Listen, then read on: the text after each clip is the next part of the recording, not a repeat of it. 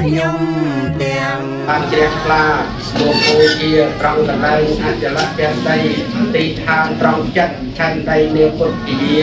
មហាពោធិព្រឹក្សដែលព្រះសម្មាសម្ពុទ្ធព្រះអង្គបានត្រាស់ដឹងនៅនុត្តរសម្មាសម្ពោធិញ្ញាណមានជ័យជំនះឈ្នះអស់មានសត្រូវគ្រប់ទិសទី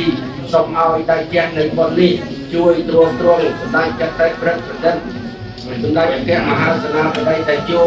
ដោយដៃជះនៃបុណ្យនេះសម្ដេចតេជោនិងសម្ដេចចក្រព្រឹទ្ធប្រសិទ្ធលើកស្វាយព្រះរាជកុសលចំពោះព្រះករុណាព្រះបាទសម្ដេចព្រះបរមនាថនរោត្តមសីហមុនីព្រះមហាក្សត្រនៃព្រះរាជាណាចក្រកម្ពុជានិងសម្ដេចព្រះមហាក្សត្រីសម្ដេចព្រះវររាជមេតាជាតិខ្មែរនិងជនរួមជាតិទាំងអស់សូមឲ្យបានសុខបានចម្រើនហើយសូមឲ្យសម្ដេចចក្រព្រឹទ្ធសម្ដេចតេជោក្រុមគ្រួសារ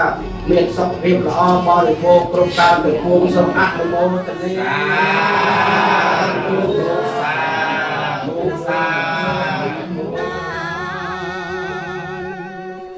ក្រុមវន្តាមិសាពតិអិតបិសោភគវេអរហង្គសម្មាសម្ពុទ្ធោវេជាចរណសម្បណ្ណចំខ្លួនប្រាណជូនដំណើរដោយចិត្តជ្រាំថ្លារៀបចំខ្លួនប្រាណជូនដំណើរដោយចិត្តជ្រាំថ្លា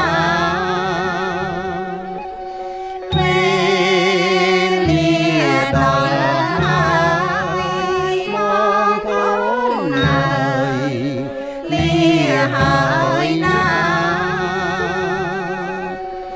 វេលាដល់ហើយបងប្អូនហើយលាហើយណាលាចាខេមរាព្រោះប្រាថ្នាយកបុណ្យកុសល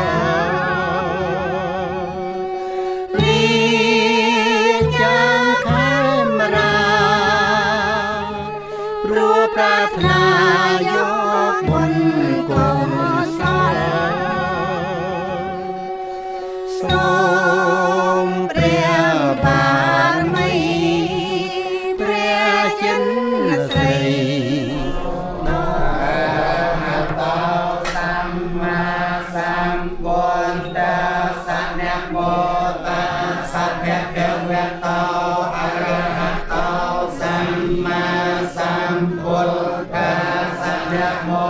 តាសភគវតោអរហតោសម្មាសម្ពុទ្ធសា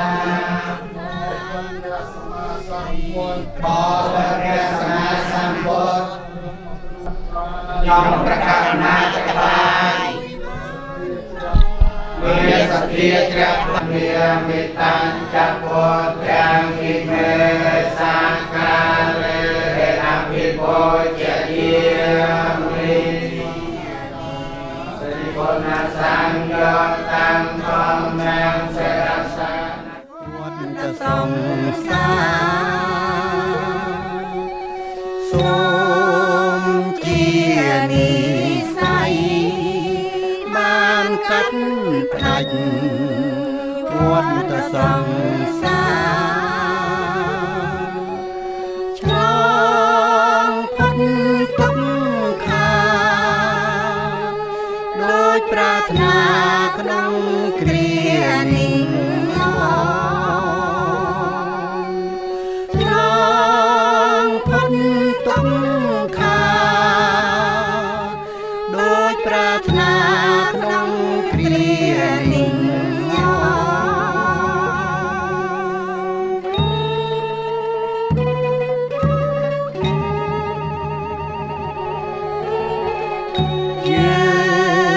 ខ្ញុំទាំងឡាយស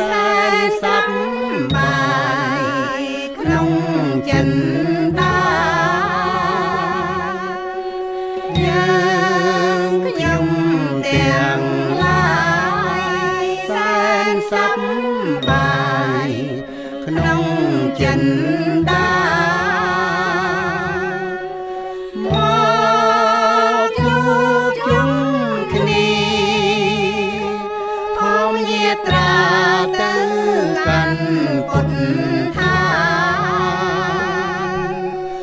មកជួបជុំគ្នាធម្មយាត្រា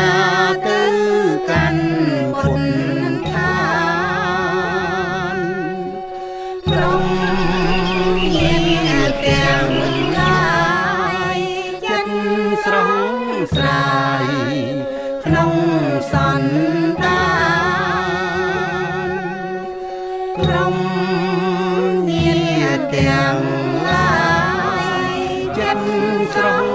ស្រាយក្នុងសន្តានរៀបចំខ្លួនប្រាណជូនដំណើរដោយចិត្តជ្រះថ្លា ព្រះដ៏មានពភៈព្រះអង្គទ្រង់គង់នៅត្រង់ទីកន្លែងនេះក្នុងពេលវេលាគ្រាធំមាន3ដងទី1គឺពេលដែលព្រះអង្គទ្រង់មកគង់កាលដែលទ្រង់ទទួលនៅបទុបាយៈរបស់នាងសិជាតាទី2ពេលដែលព្រះអង្គត្រាស់ដឹងហើយព្រះអង្គគង់នៅក្នុងសប្តាហ៍ទី5គឺព្រះអង្គទ្រង់គង់ក្នុងទីនេះឯងគឺ7យប់7ថ្ងៃអត់មានសយអ្វីទាំងអស់ដែលហៅទីកន្លែងនេះគឺជួយទៅផ្លែហើយកន្លែងណាស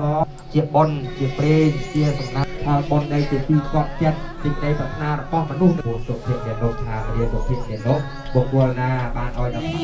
ហើយណានេះជាខេមរា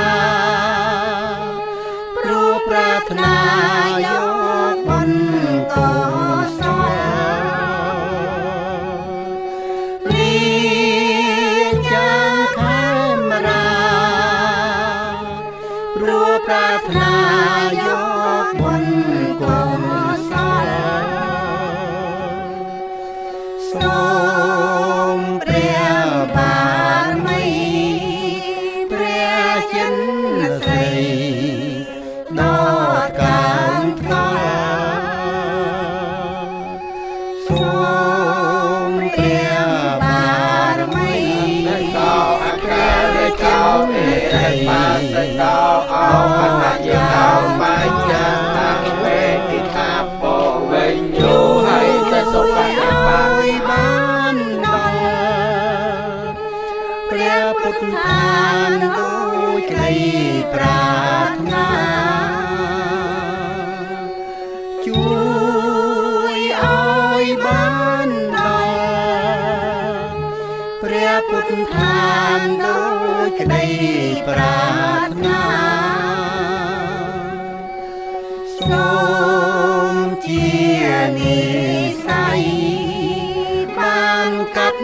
ផ្ដាច់វត្តសង្សារសូមជានិស័យបានកាត់ផ្ដាច់វត្តសង្សារឆ្លងផុតទុក្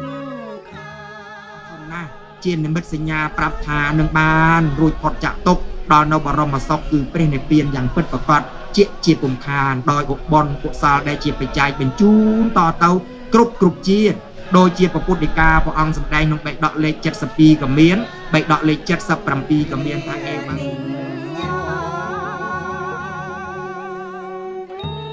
ជានេះសោកាហនទៅសាពេបេបានណោសពសាទុកាជ្រះថ្លាអនុមោទបាយ5ដងតំណាងឲ្យពុទ្ធ5អង្គកាកុសន្ធៈកោអ្នកកិម្នាក់ការសបៈព្រះគោដំនិងព្រះអរិយមេត្រីអនុមោទនីបុណ្យកុសលនេះជាខេមរាព្រោះប្រាថ្នាយកបុណ្យកុសលសូមព្រះបារមីព្រះ សូមជានិស្ស័យអ្នកផលអ្នកពីអនុមោទនី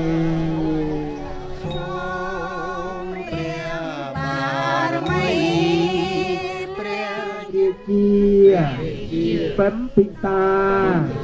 ទ្រង់បានយកភ្លោកពណ៌ដូចកែវមณีដាក់នៅទឹកក្អូកស្រោចលើប្រហោះរបស់ព្រះសម្ពុទ្ធបានពេលហើយនៅវត្តវេលវ័នដោយប្រការយ៉ាងดีបានដល់ព្រះពុទ្ធឋានដោយក្តីប្រាថ្នាសូមជានិស្ស័យបានកាត់ផ្ដាច់វត្តសង្សារសូមជានិស្ស័យបានកាត់ផ្ដាច់វត្តសង្សារឆ្លងផុតទុក្ខាដោយប្រាថ្នាក្នុងគ្រានេះ